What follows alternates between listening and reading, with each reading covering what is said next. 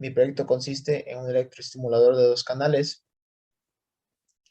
cuya aplicación en biomédica yace en los tratamientos de rehabilitación y tratamiento del dolor. ¿Por qué emplear un electroestimulador muscular en lugar de fármacos? Porque a diferencia de estos últimos, la electroestimulación no genera dependencia en los pacientes. Su duración de la aplicación es relativamente corta y genera beneficios como crecimiento muscular, favorece de hecho que el músculo se recupere y mitiga el dolor, entre otras aplicaciones. Y bueno, esto se trata de un electroestimulador muscular, ujú, cuyas etapas son una etapa de control de una señal de control, la etapa de potencia y la visualización de los resultados. Para el control de la frecuencia de la señal de control, bueno, pues podemos ver que se trata de una señal cuadrada, primeramente. Para esto nos auxiliamos del microcontrolador 555. Este microcontrolador, en una configuración llamada multivibrador monoestable, podemos ver que mediante los valores de los potenciómetros de arriba y abajo, que se visualizan en la izquierda, van a permitirnos regular tanto el periodo como el tiempo en encendido y apagado de la señal. Vemos que, por ejemplo, si yo ahora reduzco el valor que tiene el potenciómetro de arriba, el tiempo en apagado, en encendido, es menor que el tiempo en apagado. Y bueno, para lograr una frecuencia, un ciclo de trabajo del 50%, pues es cuestión de ajustar ambos valores al mismo valor, ambos potenciómetros al mismo valor de resistencia. Ahora bien, hemos visto que de hecho, cómo se redujo el periodo, es decir, ahora hay, a diferencia de cuando había 8%, hay menos tiempo de encendido y menos tiempo de apagado, lo que de hecho aumenta la frecuencia, que son inversas. Ahora, bueno, nuevamente discutiendo esto, vemos que, por ejemplo, si yo pongo 8% aquí, permanece más tiempo encendido que apagado, y si yo pongo 8% en el de abajo, el ciclo de trabajo es 50-50, pero la frecuencia disminuyó ya que el periodo aumenta. Bueno, vemos cómo funciona la señal de control y la frecuencia de la misma. Esto mediante el elemento 555, cuya configuración viene registrada en la hoja de datos. Y bueno, solo es cuestión de conectar terminales a los valores de capacitores dados, valores de potenciómetros dados, de resistencias, diodos para el control del flujo de la corriente, entre otras cosas. Ahora bien, bueno, aquí se visualiza, ¿sí? Listo. Esa es la etapa de la señal de control y un control de frecuencia de la misma. Esto va directamente hacia una etapa de potencia que consiste en un transistor tipo 120 que va a ser nuestra interfaz entre entre baja y alta potencia. Está alimentado con 5 volts y bueno, hay aquí un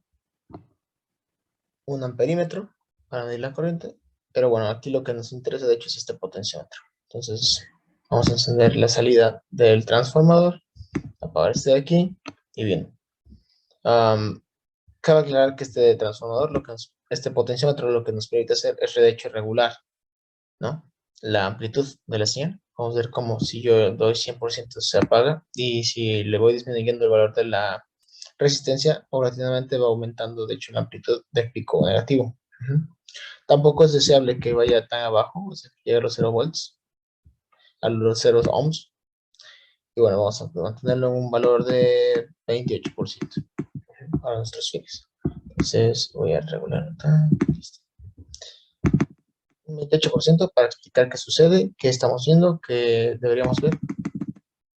Bueno, cabe aclarar que de hecho la salida del transistor va a un transformador y es aquí donde viene la explicación de qué es lo que estamos haciendo, por qué se supone que lo que estamos haciendo es correcto, y vamos a encontrar un valor de resistencia tal que nos provea una explicación más sencilla, posiblemente un 9%. Bien, 47. Ahí está. Bien, ahora procederemos a explicar qué es lo que está sucediendo y por qué en teoría lo que estamos viendo es correcto. Y para ello también la voy a auxiliar de la señal de control. Bien.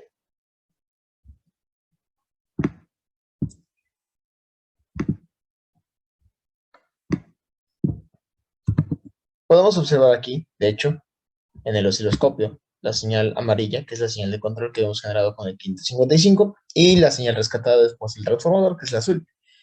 ¿Por qué se visualiza la azul de esta manera? Bueno, es importante recordar que un transformador es un elemento de potencia, que de hecho, la función de este, o la capacidad que tiene, es el derivar el voltaje. Eso es importante, ya que de hecho en nuestras casas tenemos señales senoidales que al derivarse son cosenoidales, y recordemos que realmente un coseno es el desfasamiento de un seno. Entonces es por eso que las percibimos igual, pero realmente ese detalle de la derivada pues es algo importante que de hecho se aplica aquí. ¿Por qué? Porque la señal de control de hecho va a regular el periodo en el que lo vamos a aplicar, ¿sí? Ya que las señales de electroestimulación no deben de pasar de los 100 Hz. Es por ello importante un buen diseño del temporizador.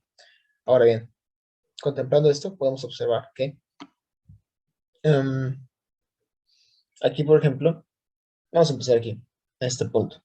Vemos que se permanece siempre en apagado.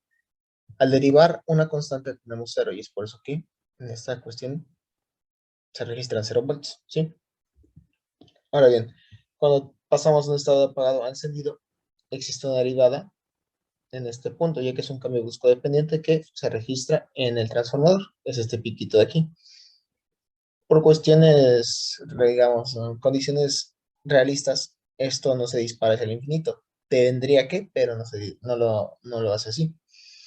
Llega hasta este pico de aquí.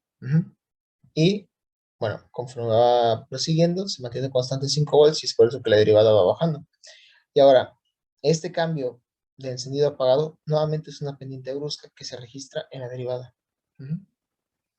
Va de este cambio de encendido a apagado. Llega a este punto y se vuelve a estabilizar porque se vuelve constante. Entonces llega y se repite el ciclo. No es que nuevamente de apagado va encendido, se restablece en los 5 volts, es decir, se mantiene constante de 5 a 0, caída brusca, cambio brusco, se mantiene en 0, desde este, cambio brusco, cambio brusco. Entonces es por eso que esta señal es correcta, y más allá de ello, tenemos que prestar mucha atención al parámetro de la corriente. La corriente no puede pasar definitivamente de los 100 miliamperes, ya que el umbral, de hecho, el ser humano está en los 75. Es decir, si pasamos este nivel de corriente, podemos provocar daño y dañar y comprometer la integridad del músculo, provocando quemaduras galvánicas, etcétera. Entonces, es por ello que, bueno, primeramente tenemos que visualizar que, por ejemplo, aquí, el voltaje instantáneo en este punto son menos 60 volts, que de hecho también es un parámetro con el que se debe de cumplir para el electroestimulador. Ahora voy a aumentarle un poquito, solo 8%, y vamos a correr la simulación. ¿Sí?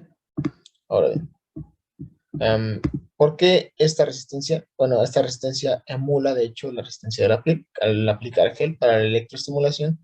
Se registran valores que alcanzan los 1 kilo ohmios. Entonces, bueno, aquí vamos a bajarle solo un poquito más y a partir de aquí ya podemos trabajar. Este es un valor deseable. Y ahora, el cálculo de la corriente, porque es importante no pasar los 100 miliamperes. De hecho, los 80 miliamperes es nuestro nivel con el que vamos a trabajar. Por ejemplo, a este nivel de amplitud y frecuencia, digamos que tenemos 53 más 4, ¿sí? Entonces tenemos un voltaje pico a pico de 57 volts. Entonces, para saber el nivel instantáneo de corriente, pues son 57 volts entre un kilo ohm, ¿sí? Entonces, para calcular la corriente es voltaje sobre resistencia y nos da 0.057 amperes, o que es lo mismo que 57 miliamperes. Vemos que sobrado, o sea, es decir, no pasa los 80 miliwatts, que es lo deseable. Y ahora vamos a volver a hacer la medición, pero con un valor diferente de amplitud. Por ejemplo, este va de 47 a, bueno, son 51, permítanme, ahora vamos a cambiarlo un poquito más abajo, solo un poco acá, listo. Por ejemplo, vemos que este llega a, cambiamos ahorita la amplitud y llega de menos 60.5 a, entonces llega a lo que viene siendo un voltaje pico a pico de 64.75 entre 1000 y esto por 1000.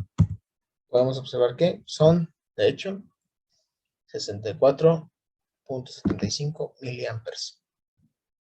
Entonces, vaya, con un correcto control de amplitud y con la frecuencia, el multivibrador estable, monoestable 555, podemos observar que pues, fue cuestión de implementar todas estas etapas para el diseño de un electroestimulador muy funcional.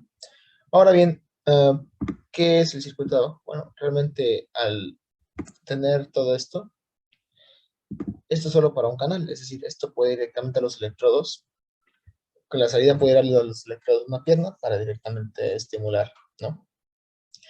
¿Qué es lo de abajo? Lo de abajo es un espejo, es decir, se copiaron y pegaron todas las etapas de arriba, y bueno, funciona igual. Si de hecho si encendemos esto, podemos ver la señal cuadrada. Aquí se ven diferentes por la escala, pero bueno, aquí, listo. Vemos que tiene su valor de hecho de resistencia, es por eso que se ve así. Si las sobreponemos, se tapan. Y pues nada, aquí también tenemos la electroestimulación. Bien, entonces vemos que el circuito para el diseño de un electroestimulador de dos canales es funcional, que se emplearon etapas de potencia, etapas de elementos analógicos, elementos tanto digitales como el temporizador para generar la señal de reloj. Y bueno, que en general es funcional el electroestimulador y que tiene una aplicación en ingeniería biomédica bastante importante para el tratamiento del dolor, rehabilitación muscular, entre otras. Muchas gracias. Esto ha sido todo de mi parte.